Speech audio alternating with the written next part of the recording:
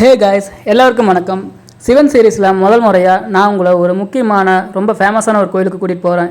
இந்த கோவிலுக்கு சிதம்பரம் வழியாகவும் கும்பகோணம் அல்லது மயிலாடுதுறை வழியாக போக முடியும். நீங்கள் பஸ் மூலமாக வந்தீங்கன்னா சிதம்பரம் கும்பகோணம் வழியாக வரலாம்.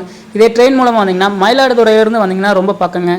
உங்களுக்கு தீராத வியாதி இருக்கா, அது தீரணுமா, அப்போ இந்த கோயிலுக்கு வாங்க. அதே மாதிரி மருத்துவம் படிக்கிறவங்க இந்த கோயிலுக்கு வந்து இங்கே இருக்க இறைவனை வழிபடுறது ரொம்ப சிறப்பு. மாங்கல்ய பாக்கியம் கிடைக்கணுமா, செவ்வாய் தோஷத்தால் ஏற்படுற தீவினைகள் உங்களுக்கு அகலணுமா, குழந்தை பாக்கியம் கிடைக்கணுமா, இப்போ இந்த எல்லா இதுவுமே உங்களுக்கு வேணும் அப்படின்னா நீங்கள் கண்டிப்பாக வர வேண்டிய கோயில் வைத்தீஸ்வரன் கோயில். அதாவது வைத்தியநாத சுவாமி இருக்கிற வைத்தீஸ்வரன் கோயிலுங்க. நாம் இந்த வீடியோவில் அந்த கோயில் பற்றி தான் பார்க்க போகிறோம்.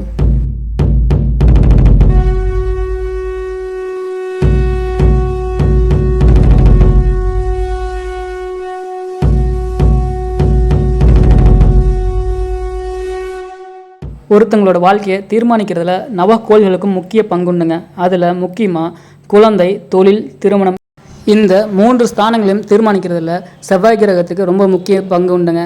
இந்த செவ்வாய் கிரகத்தோட ஆட்சி உச்சம் பெற்ற கோவில் தாங்க இந்த கோவில். செவ்வாய் முருகனோட அம்சம். அதனால் இங்கே இருக்கிற செவ்வாய் பகவானை வழிபட்டு முருகரையும் வழிபட்டு வரும்போது ஒருத்தருக்கு இருக்கிற திருமண தடை, வேலையின்மை, இது எல்லாமே சரியாகும். முக்கியமாக செவ்வாய் தோஷத்தை எந்த பரிகாரத்தாலும் சரி செய்ய முடியாது. ஆனால் இந்த கோவில் வந்து நீங்கள் வணங்கிட்டு வரும்பொழுது அதனால் வரப்போகிற கெடுபலன்களை குறைக்க முடியும். இது இங்கே இருக்கிற மக்களோட நம்பிக்கை. நாங்கள் இந்த கோவிலுக்கு போயிருக்கும்போது சித்திரை திருவிழாங்க ரொம்ப விசேஷமாக இருந்துச்சு.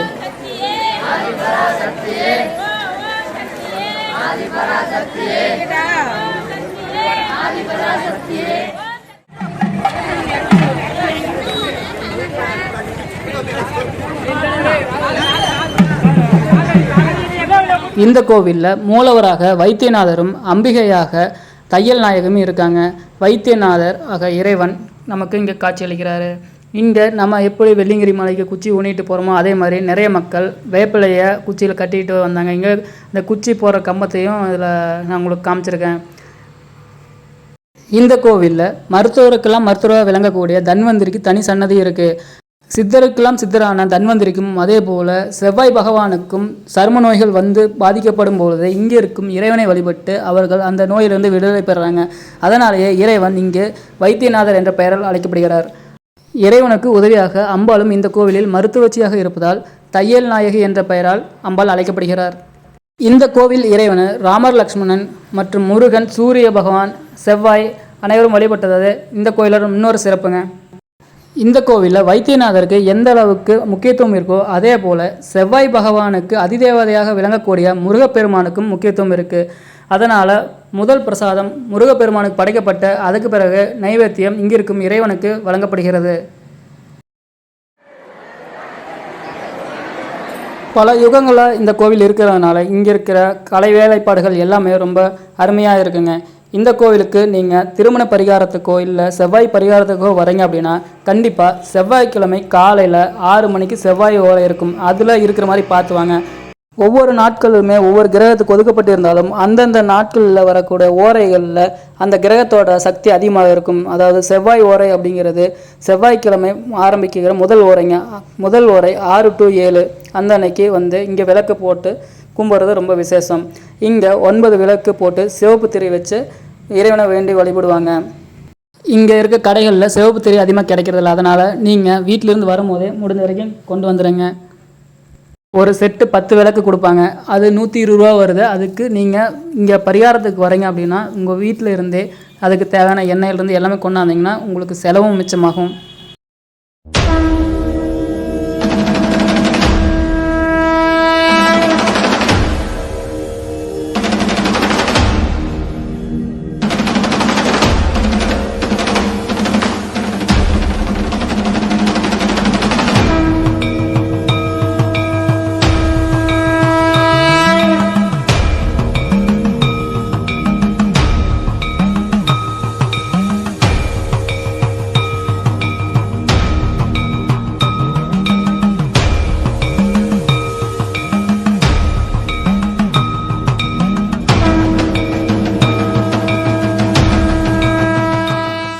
இந்த ஊரோட புராண கால பெயர் புல்லிருக்கு வேலூர். அதாவது புல் என்றால் பறவை. ராமாயண காலத்தில் பறவைகளின் அரசனான ஜடாயு ராவணன் சீதையை கவர்ந்து செல்லும் பொழுது சீதையின் அலுவல் கேட்டு ராவனோட போரிடுறாரு. ஜடாயு மாவீரனாகவே இருந்தாலும் அந்த இடத்துல ராவணன்ட்ட தோற்று தான் போகிறாரு. காரணம், ராவணனுக்கு ஆல்ரெடி ஒரு வரம் இருக்கும். மனிதனை தவிர விலங்குகளாலும் பறவைகளாலும் எந்த உயிரினங்களாலும் மரணம் நேரக்கூடாது அப்படிங்கிற வரம் இருக்கும். அதே போல் சிவனோட சந்திரகாசமாலும் இருக்கனால ராவணன்ட்ட அந்த இடத்துல தோற்று போகிறாரு. பலத்த காயங்களுடன் இருந்தாலும் ராமன் வரும் வரை காத்திருந்து ராவணன் சீதை தூக்கி செல்லும் வழியை ராமனிடம் கூறிவிட்டு இறந்து போறாரு. ஜடாயுவின் உயிர் தியாகத்தால் மனம் நெகிழ்ந்த ராமன் தானே மகனாக இருந்து ஜடாயுவுக்கு ஈமக்கிரைகள் செஞ்சு முடிக்கிறாரு. அந்த இடமே இன்னைக்குமே ஜடாயு குண்டம் என்ற பெயரால் வழங்கப்பட்டு வருதுங்க. இந்த குண்டத்திலிருந்து கிடைக்கக்கூடிய திருநீர் ரொம்ப சிறப்பு வாய்ந்ததுங்க. தோல் வியாதிகள் இருக்கிறவங்க இந்த திருநீரை வாங்கி டெய்லி யூஸ் பண்ணிட்டு வரும்போது சீக்கிரம் குணமாகுது அப்படிங்கிறத இங்கே இருக்க மக்கள் சொல்கிறாங்க. இந்த கோவிலில் 4 கோபுரங்கள் இருக்குது. 4 கோபுரங்களுக்குமே 4 காவல் தெய்வங்கள் இருக்கிறாங்க. அதே போல் இங்கே மிகவும் சிறப்பு வாய்ந்தது திருச்சாந்தூருண்டை அப்படிங்கிற புற்று மண் தாங்க. இது ஈசனார்கிட்ட இருந்து அவர் கையிலே கிடைச்சதாக நம்பப்படுது. அந்த புற்று மண்ணை இங்கே திருச்சாந்தூருண்டைங்கிற பேரில் தராங்க. அந்த திருச்சாந்தூருண்டையை 3 மாதம் தொடர்ந்து காலை வேளையில் வெறும் வயிற்றில் இறைவனை நினச்சி நமக்கு இருக்கிற எந்த நோய் இருக்கோ அதை குணமாகணும்னு நினச்சி வேண்டி சாப்பிட்டு வந்தால் சீக்கிரம் குணமாகிறது நம்பிக்கை. இங்கே சிவனுக்கு பிரியமான புனுகு எண்ணெயும் கிடைக்குங்க. ஆனால் அது ரொம்ப ரேர். நாங்கள் போயிருந்து கேட்டோம், ஆனால் அப்போ கிடைக்கல. உங்களுக்கு கிடைச்சுன்னா கண்டிப்பாக அதையும் வாங்கி தோல் வியாதி இருக்கிற இடத்துல நீங்கள் யூஸ் பண்ணுங்கள். ரொம்ப சிறப்பாக இருக்குன்னு சொல்லியிருக்காங்க.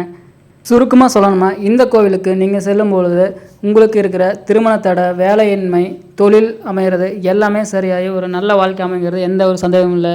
இந்த மாதிரி நல்ல தகவல் பெற நம்ம சேனலை லைக் பண்ணுங்கள், சப்ஸ்கிரைப் பண்ணுங்கள் அண்ட் கமெண்ட்ஸ் பண்ணுங்கள். தேங்க்யூ கைஸ், பாய் பாய், டாட்டா.